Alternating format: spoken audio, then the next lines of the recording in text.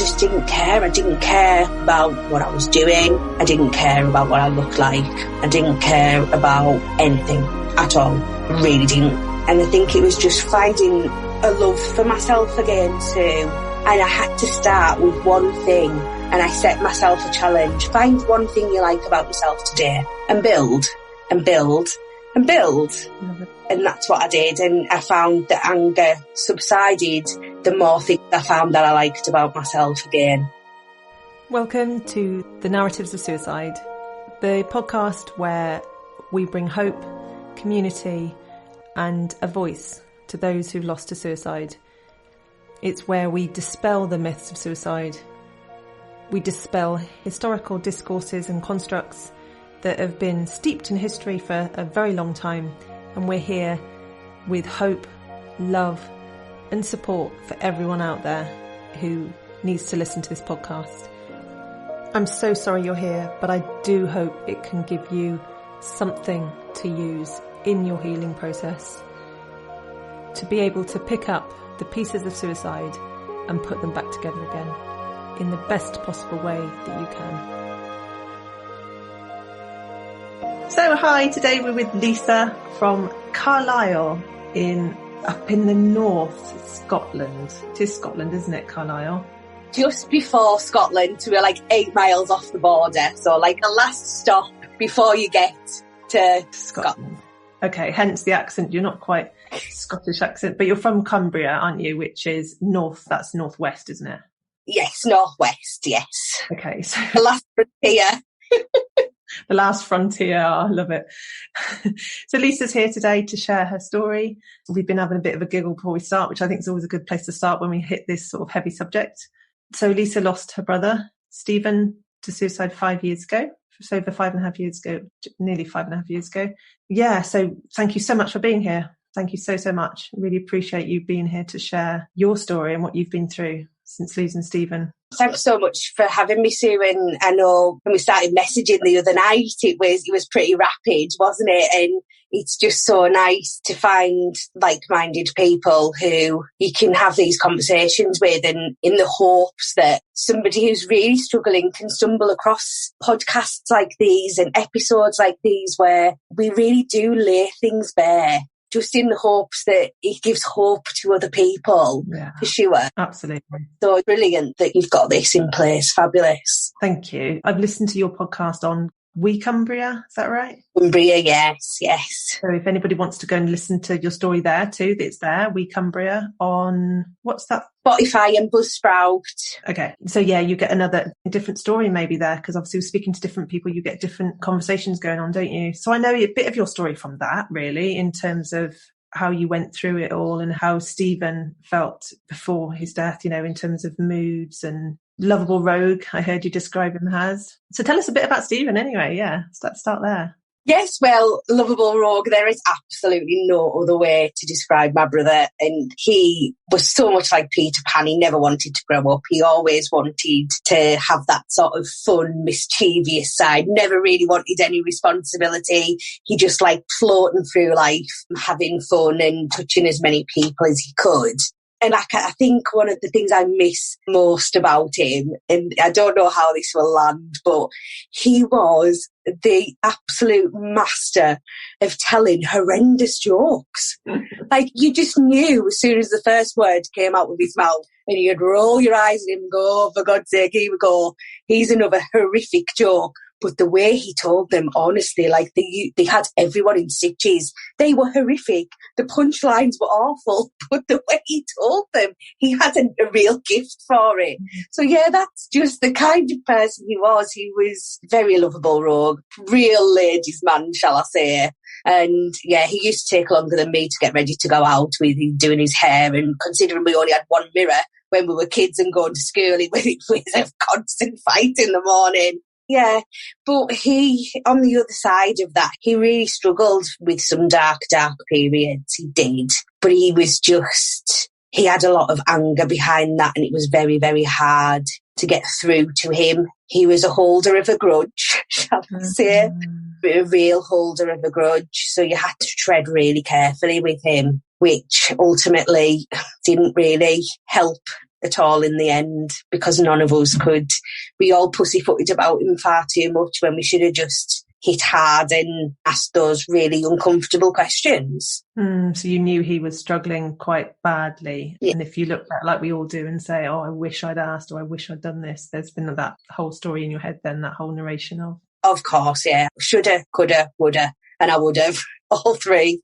But hindsight's 20/20 sometimes, isn't it? Yeah, and of course, I think it's inevitable that we go through that, go back through the steps of before, the steps of the days leading up as part of our meaning making of it. Why did this happen? There's a big, strong correlation in research of that meaning making process that comes after a sudden death, especially suicide, when we have to make sense of it. And sometimes we can't make sense, and it's such a shock anyway. But certainly for me, any meaning I've made has helped me, absolutely, because I can start to then not put it to bed, that's not the right word, but I can start to just assimilate it in my mind a bit easier when I've made sense of the big why. Yeah, exactly. And I think they have left clear instruction why. Mm-hmm. There's always going to be a part of that question that's unanswered. We'll never know the whole reason why. And I think it's coming to terms with that, I found really was a key to me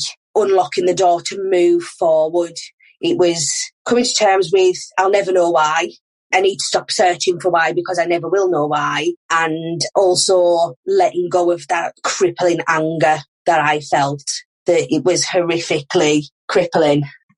So the anger, did that last quite a long time? It lasted a good 3 years. Oh, wow. Where I was angry at him, I was angry at myself for still being sat there in a stupor 3 years later when I should be able to move on. And obviously, with trauma grief, it's not like that. It doesn't work like that. You don't just suddenly get through your stages of grief and all of a sudden, right, fine, that's great.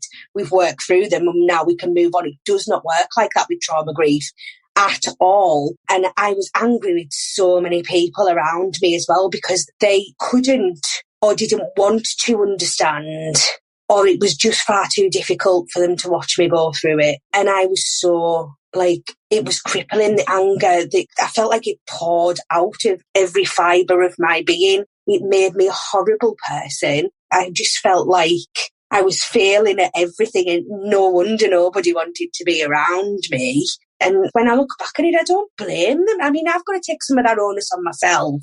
I really do. And I think, you can't go, well, you should have been there for me. I was going through the grief and you should have been, because you've got to let people in. And that's it. I think I went to two forms of extremes. I either really overshared and people couldn't deal with it, because you need to test your audience. You can't tell everybody, you can't go into all of the detail with everybody, because people just find it really uncomfortable. And it's finding the balance of who you can go into great detail with and who you just have to skim the surface with. I love that. I love test your audience. I love that saying. That's brilliant. Yeah, because I think so many of us just don't know when not to. So you say test it, give a little bit, just get your feeling first. Yeah, definitely. So I think that was a real right, okay, I can talk to this person, that's great, now let's baby step it. Don't blast them with a nuclear bomb of this happened and this is how it made me feel. And I think you've just got to go slowly catch your monkey sometimes with it, for sure. There are some people who can take it and they'll sit and they'll listen to you, and that's absolutely great, but just test your audience to know who you can talk to, yeah. And it's one of these things too, we spoke about this just before we started recording, didn't we? That you cannot explain or begin to even describe what suicide grief feels like. It definitely is one of those experiences that unless you've lived the experience, there's no way you can begin to understand it. Yeah, and it leaves you feeling quite lonely then, doesn't it? I certainly felt myself, no one can possibly know what it's like. So then we're human naturally, we create communities with other people. So to feel that way, that no one gets it, is a really isolating place, isn't it? Oh. But the anger stopped you from reaching out, you think, as well. The anger was so big and all-consuming, it pushed people away, but it also stopped you then testing the waters, like you say, testing the audience. Yeah, I felt like I was locked in, like I really did. I was in a lockdown of my own, 3 years I came off all social media because I just couldn't see, like, seeing his friends post pictures when I knew he should have been in that picture, and seeing them going out and, like, his friends getting married and having babies, and then memories would come up and I would see he commented and I'd go to try to tag him in something, and it wasn't good for me at all. So I took a 3-year hiatus away from all social media, which honestly, it was harder getting back into it than I thought it was going to be. I think it was 2019 when I first started sort of going back into social media, but it's like you're having to build it back up again. Wow. It's crazy. So yeah, I lost all sense of being. I lost social skills. I had to build those back up, and that was terrifying because I was like, oh my goodness, like I can't believe like I have let it get this bad. I am totally isolated. I wasn't answering the phone. I wouldn't reply to text messages. The friends that I did have that stuck by me through thick and thin, they were messaging my husband saying, where's Lisa? Because she hasn't replied to me for 3 weeks and I need to know she's okay. So I knew they were talking about me in a loving way behind my back just to make sure, you know, I was okay, you know, I was still here. Gosh, but that anger towards Stephen, towards yourself, and towards everybody else was so visceral, so outward, that, like you say, it poured out of you to the point where you just almost didn't want to, did you? You went into complete and utter lockdown, like you say, internally. I wonder how much that was about protecting yourself from that anger. It was about protection. It really, really was. And when I didn't see it like that at the time, I just was like, I'm just a miserable person and nobody deserves this shit. Nobody deserves to have this pouring out of me. But yeah, it was just, I don't quite know why I was angry for so many reasons at so many people. It was all consuming, and I felt like the more it started as a little bit of anger, it just snowballed, and it was like a domino effect too. And I was cocooned by my own anger. Gosh, how did you get out of that anger? Were you still working at that point when you were angry? Actually, I just had a part-time job at that point, and it was a job that sort of just fit around the children. But the medication I was on at the time was, oh my God, I can't even describe. I was a pod person. There was absolute substance left to me, and I used to work a really early shift in the morning. So it didn't matter whether I took my pills at night or I took them in the morning. They really, really, like, the effect they had on my system was crazy. And I laugh about it now. Obviously, it was not funny at the time, but I think you've got to laugh about these things because otherwise, what would you do? And I would go and pick shopping deliveries for supermarkets for them to be delivered out. So I would pick the shopping, and I worked 6 a.m. till 9:45 in the morning. So it was a very early shift. And I was taking an antipsychotic medication called quetiapine, and was absolutely, oh my goodness, like, yeah, it literally numbed all senses in my brain. Like, literally, the serotonin was dulled, the dopamine was dulled, and I was just pod numb. And I actually, like, and I'm saying, like, this is awful when I say it out loud, and it's going to sound awful that I'm laughing at it, but you know, the big potato bins that you put big sacks of potatoes in. Oh, bins. I thought you said beans. That's the accent, isn't it? Potato bins, yeah. Okay, big old bins, yeah. I fell asleep in one of them. Oh, gosh. Like that. So the amount of times, so I would drive to work fine in the morning because I'd just taken my tablet, so it hadn't taken effect. But the amount of times, like, my boss had to ring my husband to come and actually pick me up because I couldn't drive home because I'd fell asleep while, like, standing up with a shopping trolley. Yeah, that's how bad it was. So For the antipsychotics, is that from before? You didn't get those because of Stephen's death, did you? That was because you've got a condition already, isn't it?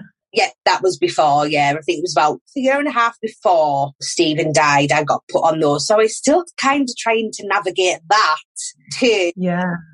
So what was that about? Do you want to share what happened a little bit just there? So you were diagnosed with... Yeah, I was diagnosed with bipolar type 2 in the January of 2014. So yes, getting a diagnosis, absolutely fabulous, because I'd been misdiagnosed 4 times previously. So this had gone on since I was about 17. So the misdiagnosis, like, happened, and then I got that diagnosis, like, right, great, like that makes sense of what's happened in the previous 10 years, but then going into that, it was a minefield.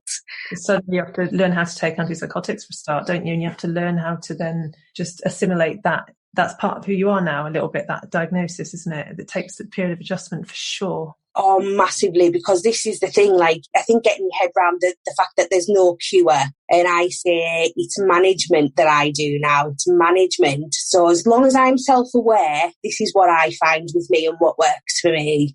I don't take antipsychotics anymore. I decided to come off them. Like I know I did say in my other podcast episode, I don't advocate for people doing that. It's whatever needs to work for you. And I didn't go into that decision lightly either. But I knew I had already tried 5 different antipsychotics mixed with anti-anxiety meds, mixed with antidepressant, just normal SSRIs. And it was, I don't know how I wasn't rattling when I was walking around, the amount of pills I was actually putting into my body. And they weren't making anything better. They were making things worse. Falling asleep in bins. So it was just, gosh. I mean, that's no good for life, is it? Do you know what I mean? You're not winning at life if that's what you're doing. Yeah. So yeah, I was already navigating that. So my mental health problems haven't come from losing my brother to suicide. They were already prevalent. And I was trying to find the best way to walk through that minefield. And I feel like I have now. Right. I've definitely got a toolkit. I like to say I've got a toolkit.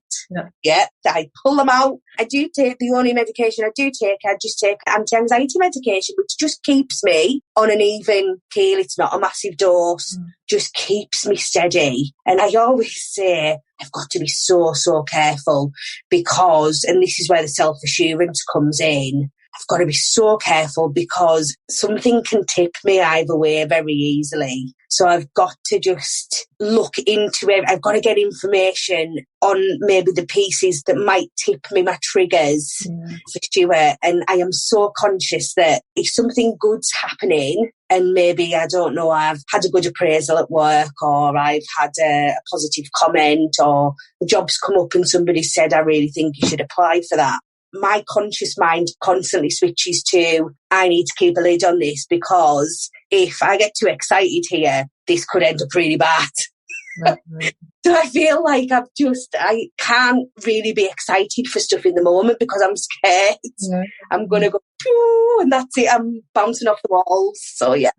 Because that's part of the diagnosis, isn't it? It's part of the whole living with it, isn't it? You go from extremes, don't you? From mania, they're really excited and you can take on the world. Yeah.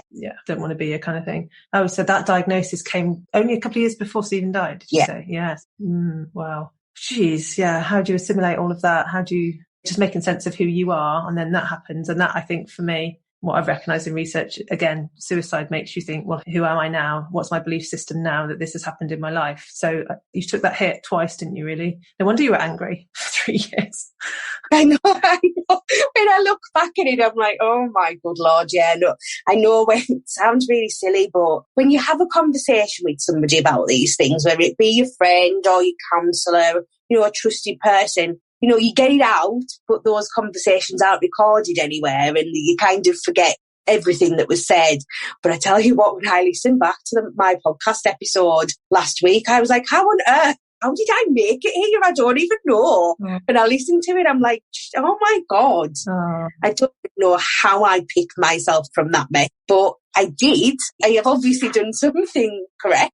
How did you then? Let's think how you did then. So how did you dissipate that anger? What was the turning point, do you think, for that anger? It doesn't seem like you're angry today. So when did that start melting away? Somebody actually said to me one time, I think it was 2018, because we built a bar in the back of the garden named after my brother, and it's this nice sort of place to go, place of healing, to celebrate. It's not a sad place. Of course, some of those times we go down there, we'll have a drink and we'll have a cry and it's a little sad, but it's like our chapel, if you like, just with a little bit of drinking and some great company.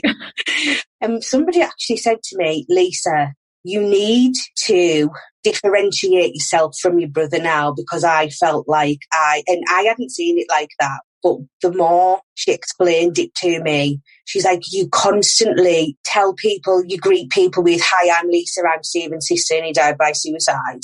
you need to find your own identity again. And I was like, oh my God, I feel sick. I don't want to. This is going to be so hard. And I think just moving, I don't want to say leave him behind.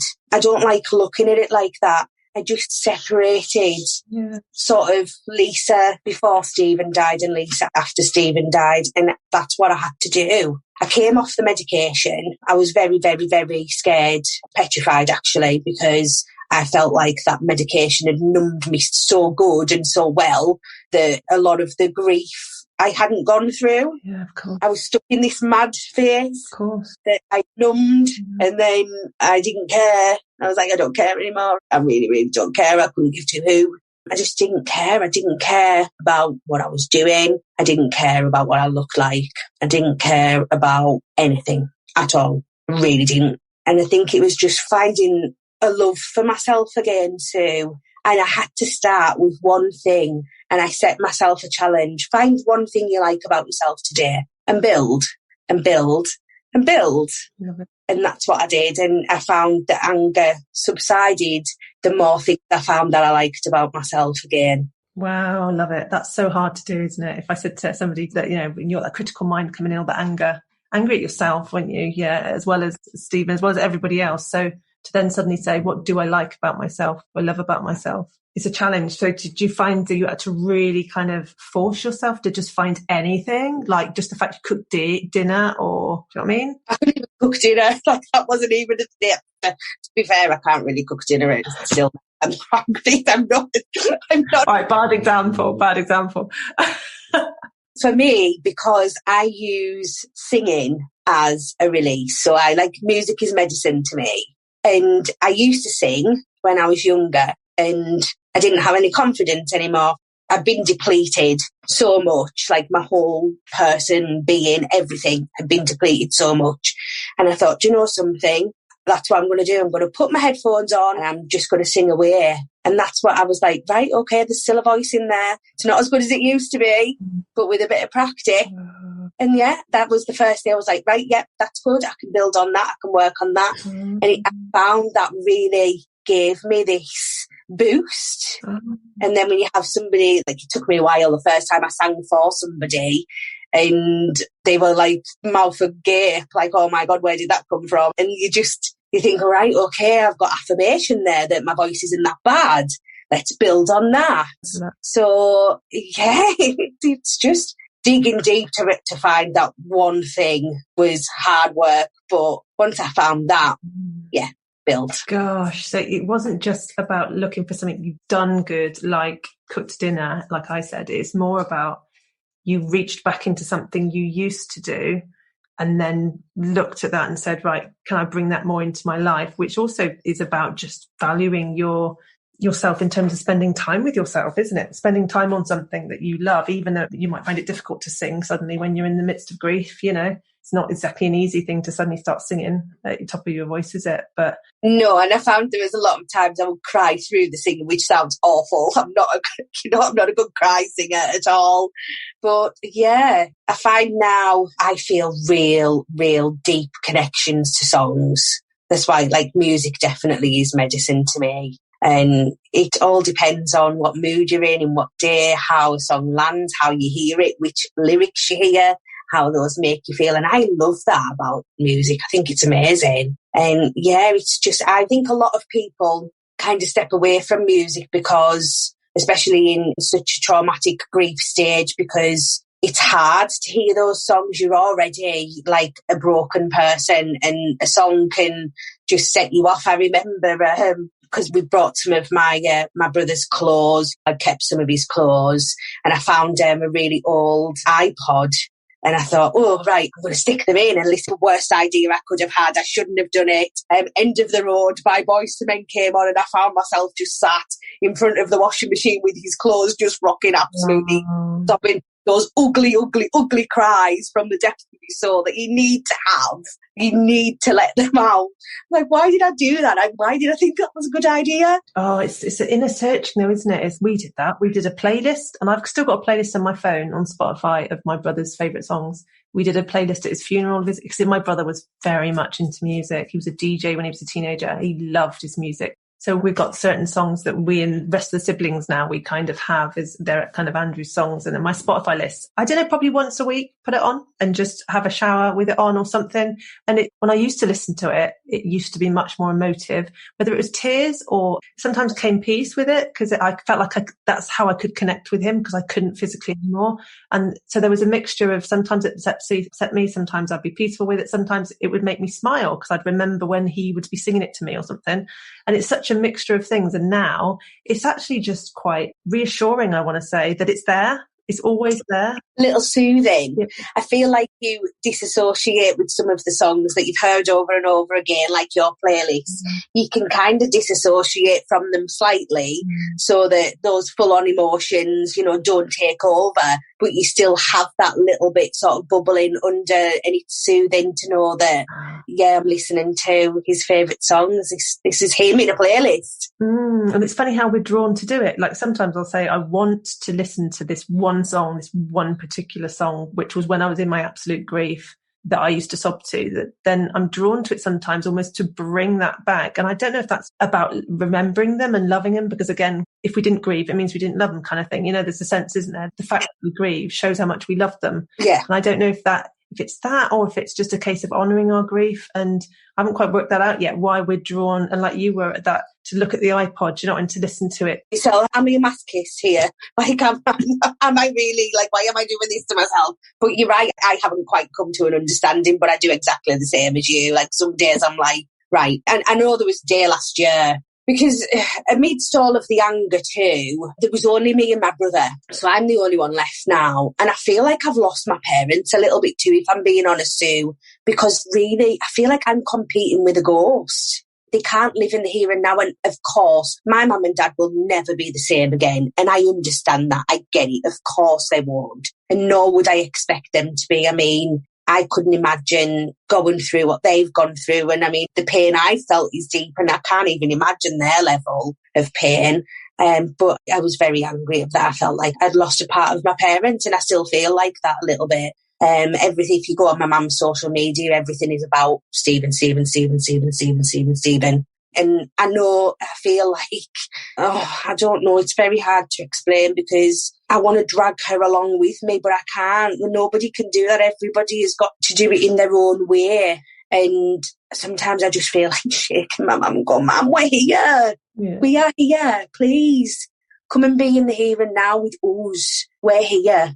Never forget Stephen. We're never going to forget him. We're always going to love him. But please try and come on this journey. But that's her journey. That's her grief process. As much as I want to drag her kicking and screaming, I know I can't do that. And I don't know whether that sounds insensitive. I don't want it to sound insensitive. I really don't. I don't know whether anybody will relate to a feeling of loss from like a part of their parents to this too. Oh yeah, I've heard it before. And I think all it is your need as a child. Your daughter, your daughter self wants to be seen as the daughter self, and for your children's sake wants the grandmother for them. Do you know what I mean? That's just you're coming from your need and your want for that. That's all. And that's okay. That's allowed. We're allowed to be that person who needs those things. It's okay to. But yeah, you're recognising at the same time that you can't drag her along, or, you're doing the best you can with that to just say, no, leave her with her own journey. But also recognise sometimes if you feel a bit sad because your daughter needs aren't being met, then it's okay to be sad about the fact your daughters aren't needs being met. You know what I mean? And that's okay. We're allowed to feel that. It's all about acceptance at the end of the day. I mean, we're all different people. We all go through things differently. We have different timelines of how we go through things, what we can take as human beings as well. I look back on what I've taken in nearly 37 years of life, and I've taken 4 times what a normal person should take in way of trauma and grief and really quite devastating things. But I have hope too. Mm-hmm. Like, I really do. And that's what I really want to get across, the same as you, because I know you feel the same. I mean, as dark as I was, and as dark as our lost loved ones were, there's hope that we can get through it. And I think for me, it was about setting those little goals that have ended up being huge, massive goals by the end of it. Like, I got a new job, I started working full time again, which was absolutely, oh my God, I was petrified. Because again, it was about, this is going to sound ridiculous probably, but it was about building a brand for myself. I was like, right, okay, I am starting from scratch here. I'm going into a new job, nobody knows me. They've obviously seen something they like. I was like, fake it till you make it in the interview. I am very much aware that I can be very full on and I need to be careful. You know, some people don't really too kindly to how full on I can be. So I've never ever been, I walked into that job and I was like, right, okay, test the waters, dip my toe in. How sarcastic can I be? How humorous can I be? Because I live on sarcasm and humour. Absolutely gets me through the day. It's brilliant. It's great to laugh. Laughing is just so good for the soul. But as well, I got a position in my company as one of the mental health and wellbeing champions, which for them to take a chance on me, I had to write an essay and everything. And I was like, right, how much detail do I put in? Where do I go? Do I go full on? Do I go full Monty? Tell them everything? Just give them a little snippet? Enough? So I thought, I'm going to go down the road and give them a little snippet. It's enough. Because I've got this unique perspective of being bereaved by suicide, but also standing in our loved ones' suicidal shoes too. I've been there. I stand on both sides of the fence. I straddle it. Wow. So to be able to be there, like in our company, that the company I work for, they're so pioneering with mental health and wellbeing in the workplace. Like it's phenomenal what we do as a team. It's not a tick box. It's not a, right, let's just sit and see who wants to come and have a chat because they're struggling. It's not. We go whole hog, look into initiatives, ask for feedback, really work on what people want, what people need. Brilliant. Oh, if every workplace had that. Who is that? Just to give them a bit of a praise for that. The Cumberland Building Society. Cumberland Building Society. Good for them. Yeah. If every workplace did that and put that at the forefront, hallelujah. I mean, it's crazy. Like, I think this is nuts. In the year 2021, in the workplace, it's compulsory to have actual physical first aiders. You have to have it for insurance purposes. Like, they're both as important as each one. Doesn't work without the other. Why on earth? Why? I don't understand. I think that's what we're seeing more and more, isn't it? Yeah.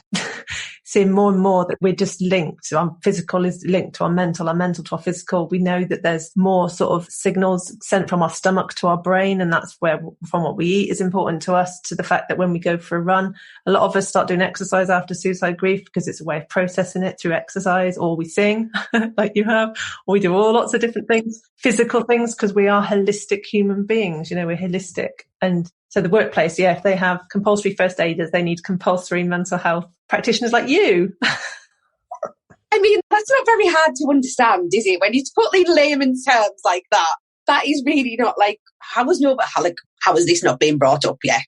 How? Wow. So you started again. You went into a new company saying, right, I've got almost like a blank slate. They don't know me and I can really mold myself now into what, the person you want to be or something, who you are now, the person you are now. Yeah, I call it Lisa 2.0 because I've still got all of those good things that I rediscovered about myself. Like, they were all still there. I just needed to sort of reconnect them. They were always there. So I've been allowed to be 100% authentically me.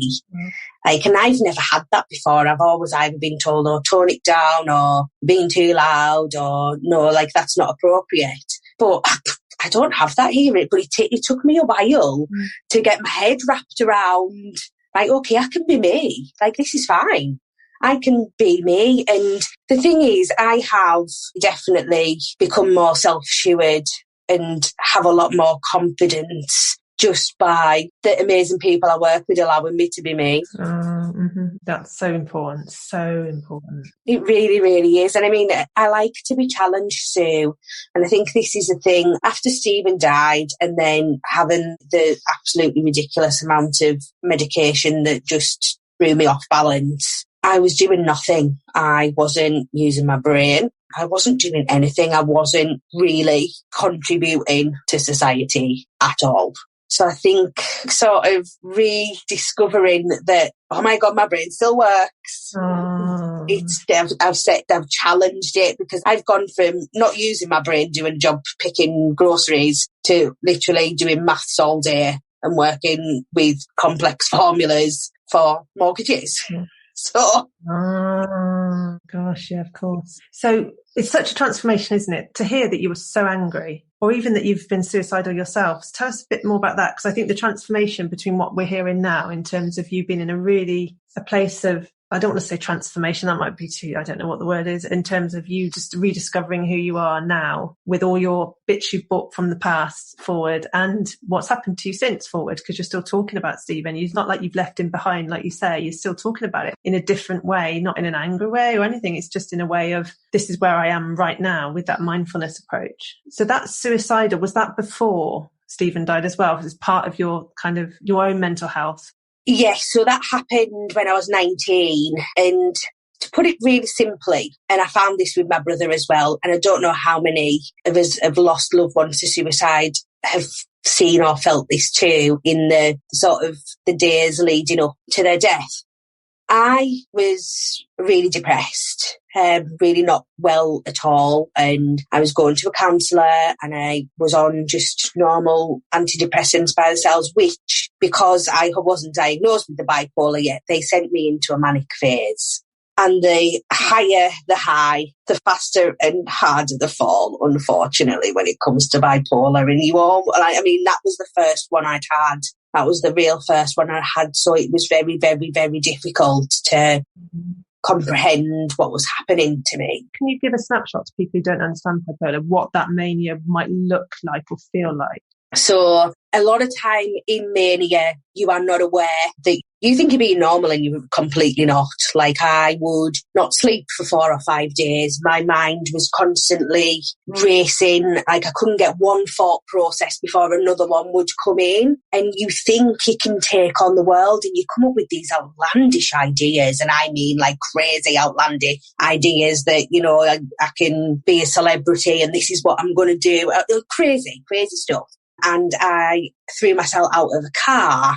I went missing because I thought the police were chasing me. You get all sorts of psychosis, the paranoia that goes along with it. It's nuts. But you don't actually understand that you're in the mania when it's happening at all. Yeah, for you it's real. For you it feels like someone's chasing you, or it feels like you can be a celebrity. It absolutely feels 100% like I can get there if I try hard enough. Yes. And this will just go on and on and on and on and on, like reality. So it's almost, if anybody can imagine that. Imagine not sleeping for 4 days and just thought after thought after thought. It does exhaust you. And I mean, the crash after that first one was, oh my goodness, yeah, it was long. It was hard and it was deep.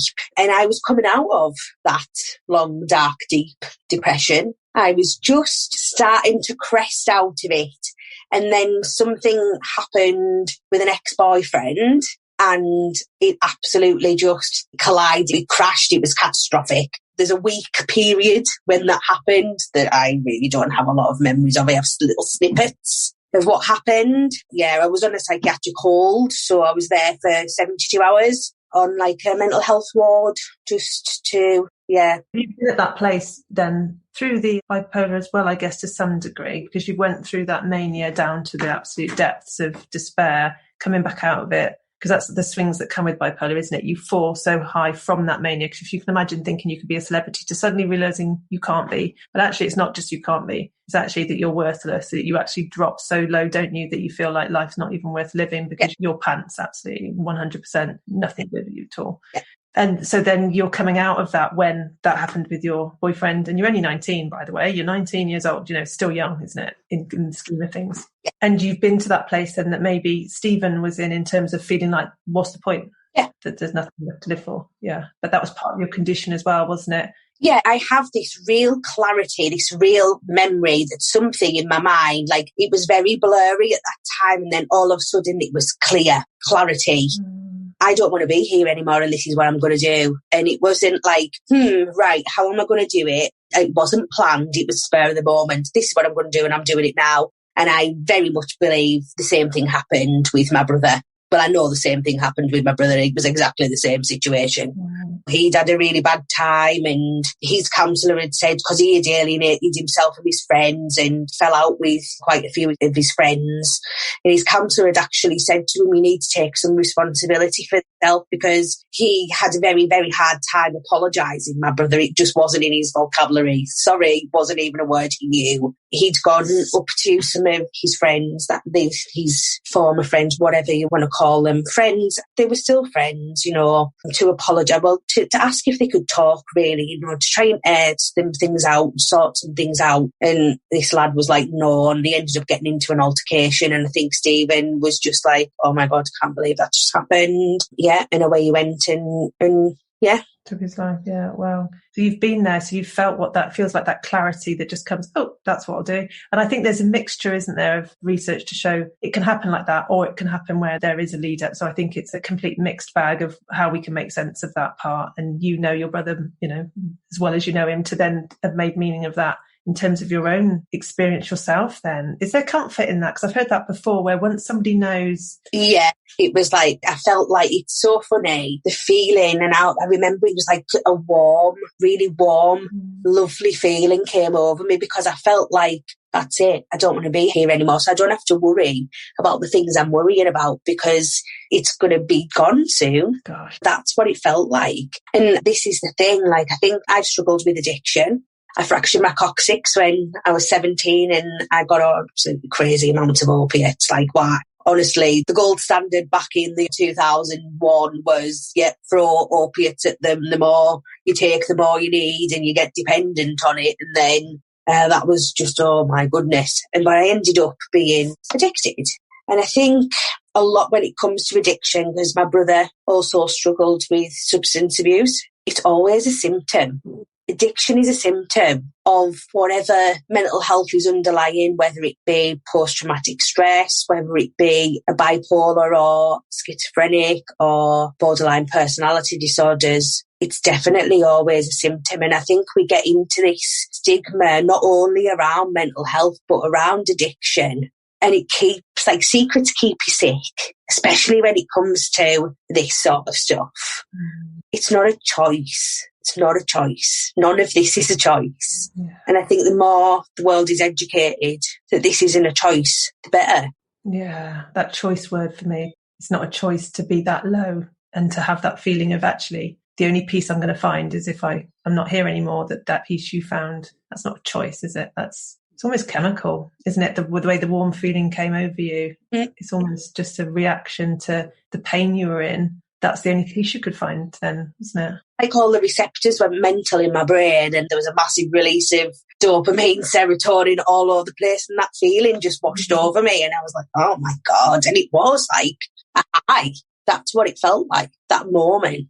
Gosh, how far you've come to be sitting here now with a job as using there's something called the wounded healer with Jung, one of the, I don't know if you've heard of Carl Jung, is an old, in the psychodynamic terms of psychotherapy, you talked about the wounded healer, which I talk about a lot in my research, because a lot of us who go through a suicide loss then help others. And it's the same for mental health. If you've been in a certain diagnosis, you've been in that place of mania, you know what it's like. Then when you support somebody who also is in that mania, it's the wounded healer archetype coming in all of us to just help other people to get through what we've been through. Again, same as this podcast, offering hope to other people. It's part of that. And you've gone through all that journey to now sit and be a mental health ambassador for your company. And you can just feel the complexity of it come to this place of, again, I want to say transformation, but it's just you being, it's not really transformation. It's just you being who you're choosing to be more now. The choice word comes in for you now, as opposed to your brother, doesn't it? The choice is now yours, isn't it?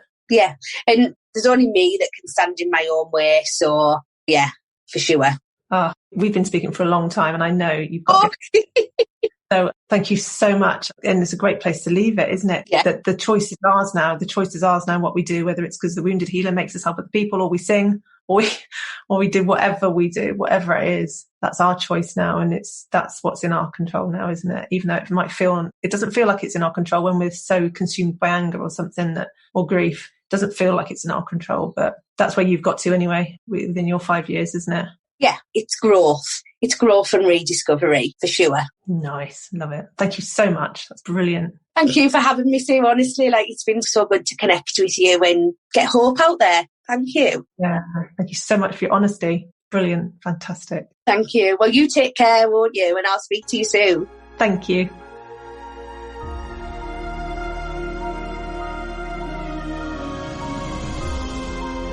Thanks so much for joining us here today.